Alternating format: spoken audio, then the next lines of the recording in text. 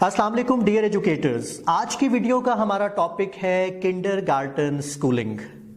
पाकिस्तान में pre school में दो सिस्टम्स पैरेलल चल रहे हैं। एक सिस्टम मॉन्टेसरी सिस्टम कहलाता है और दूसरा किंडरगार्टन।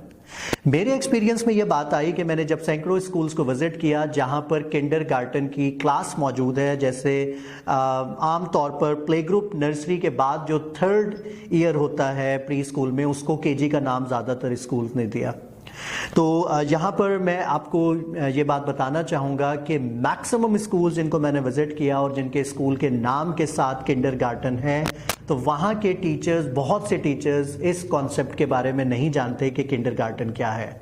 सबसे पहले तो हमें ये जानना है कि किंडरगार्टन एक इंग्लिश वर्ड नहीं है। अगर हम ऑक्सफोर्ड गार्टन वर्ड एक जर्मन वर्ड है और किंडर का मतलब जर्मन लैंग्वेज में बच्चे और गार्टन का मतलब है बाग, तो ये हुआ बच्चों का बाग।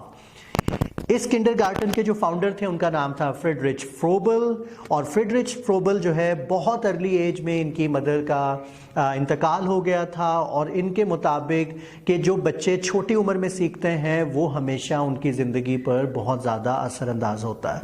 1837 में फ्रेडरिच फ्रोबल ने एक ऐसा इदारा बनाया जहां पर बच्चों को खेल खेल में सिखाया जाता था, हैंड्स ऑन एक्टिविटीज़ होती थी।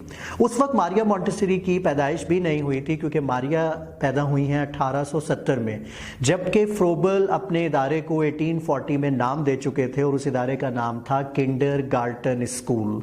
तो सबसे पहले तो सुनने वालों को मैं ये बात बताना चाहूँगा कि ये किसी क्लास का नाम नहीं बल्कि स्कूल का नाम था।